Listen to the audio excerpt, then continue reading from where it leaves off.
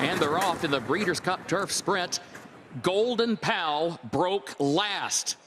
There goes Caravel out for the early lead. Now, Golden Pal has already moved up 5 or 6 positions, changes lanes in the blink of an eye, and moves up 5th on the outside, 2 lengths off the lead. Caravel has the lead. Artemis City Limits second. Arrest Me Red is in third. Highfield Princess is fourth. Emirati Anna is fifth. Golden Pal 6 on the outside and 3 from the front. Flotus is 7th. Go Bears Go is 8th. Campanelli is in 9th. Creative Force 10th. Naval Crown is a wide 11th. Oceanic is in 12th position. Casa Creed is next to last, as Cazadero trails 21.91 seconds for the opening quarter. Caravel leading. Arrest Me Red. Emirati Anna down toward the inside. Artemis City Limits is there. Highfield Princess. Golden Pal is still 6th. Caravel with Emirati Anna coming up the inside. Caravel leads it. Emirati Anna up the inside to challenge. Caravel, Emirati Anna. Creative Force runs on from third. Caravel, Emirati Anna. Creative Force third. Caravel and Tyler Gaffalion 42-1 in the Breeders' Cup Turf Sprint. And boom goes the dynamite. Wow. Caravel springing the largest upset we've seen this weekend, 43-1. Tyler Gaffalion gets another Breeders' Cup this weekend. Make that 2 for him. Brad Cox trains this mare. He wasn't always thinking of running in this race with her. She won the Franklin County back on October 16th. Comes back in a quick 3 weeks, but this was a very different race than we expected because Golden Pal broke last. And it put her on the lead by herself. She's the gray horse in front, turning for home here. When she was able to go out there and had no pressure next to her, she was able to just do her job. You mentioned the 3-week turnaround. We've watched this filly train on the breakfast show. She has trained with aggression every single day. Hard to hold, hard to keep back. She bounced out of that race so well. Super ride here from Tyler Gaffalion. When he sees Emirati Anna trying to come up the inside, he just kind of keeps her head paying attention to that horse so that her competitive edge comes out. And he also intimidated her a little bit at the rail too. That was a tight spot for Emirati Anna to try and dive through. She wasn't able to do so.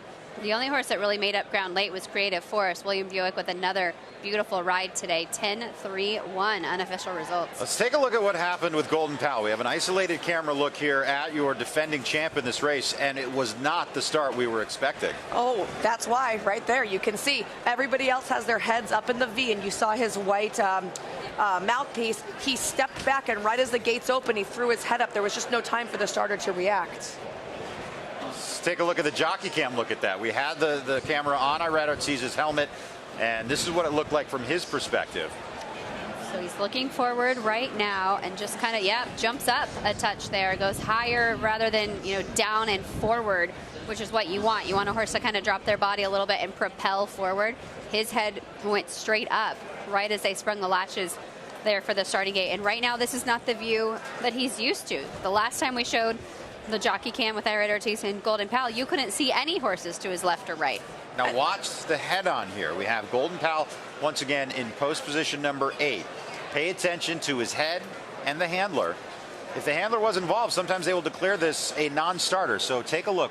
Was the handler holding the horse when the gate opened? Watching this, gonna run it as slowly as we can. He had his hand there for an extended time, but I don't think he held him. Well. A little bit of drama there, but no doubt about your winner. Caravel was best today, and this horse steps up with what is easily the biggest win of her career. She's been a nice mare. She ran in the turf sprint a year ago in behind Golden Pal and Company, but she was 17-1 and finished 12th. Today, a different day, and cheers to Elizabeth Merriman for breeding a Breeders' Cup winner.